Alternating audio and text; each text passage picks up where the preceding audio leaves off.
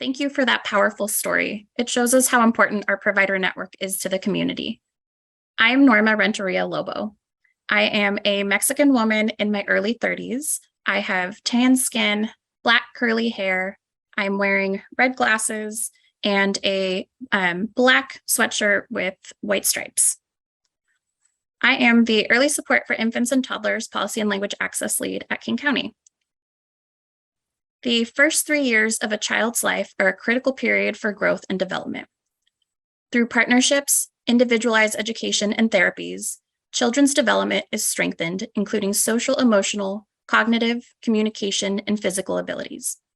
Early Support for Infants and Toddlers, or ESIT services, help families address developmental delays and significantly reduce the costs and need for special education and other services as children with disabilities reach school age.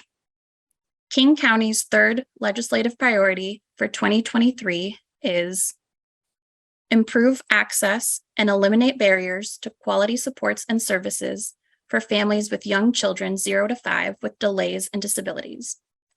Invest in coordinated efforts across systems to support child and family needs, including eliminating family out-of-pocket costs for early support and infants and toddlers, ESIT.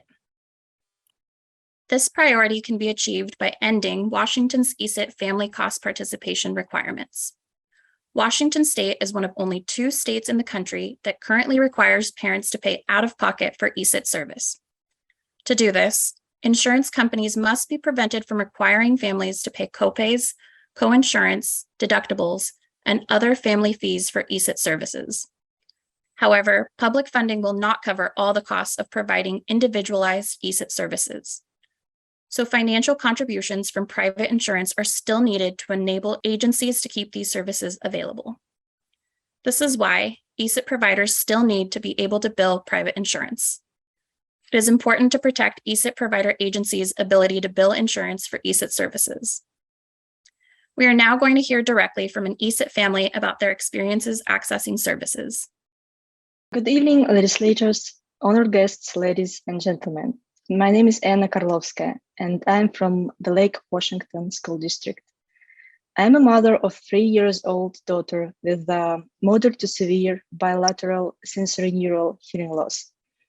Having access to regular therapy sessions with an early support specialist was important for my daughter's speech and language development.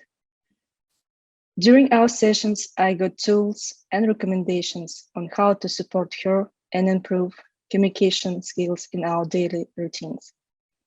I'm also thankful for having a professional by my side during the 3-year-old transition. We moved from another country with limited knowledge about the education system in the USA. So in the beginning, the process was a bit overwhelming for us. Thanks to our therapy specialist, Christine Wilson, and other professionals, the transition went much less stressful. Last thing I would like to mention is translation services.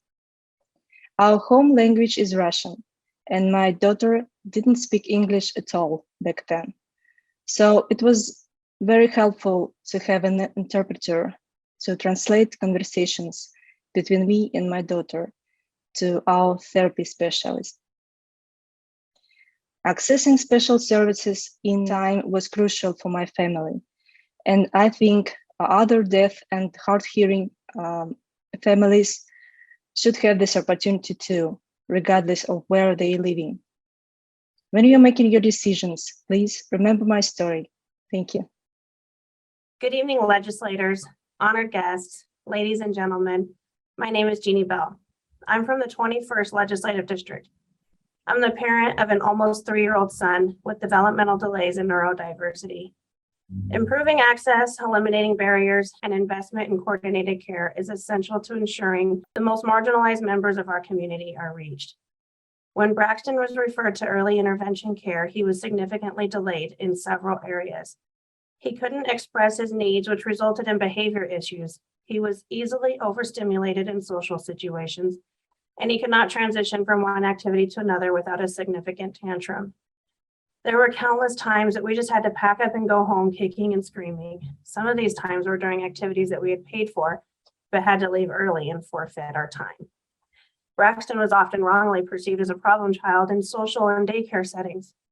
ESIT tested him against a broad spectrum of developmental milestones, identified his needs, and created an appointment schedule that worked for our family. We started meeting and going over specific needs and issues. We identified his strengths and came up with strategies that worked well for him. We started a long and sometimes painful process of trying strategies geared toward his specific learning style. Sometimes they did not work at all. A lot of times they worked temporarily, and sometimes they were successful. We continued this work over an 18-month time span, and the improvement has been so successful that he will not need to continue with developmental preschool. The developmental gap was successfully closed. The tools we learn and practice have been life-changing for us. Recently, we were able to attend, enjoy, and stay through the end of several activities, including Baby Shark Live, baseball games, day at the fair, paddleboarding excursions, just to name a few.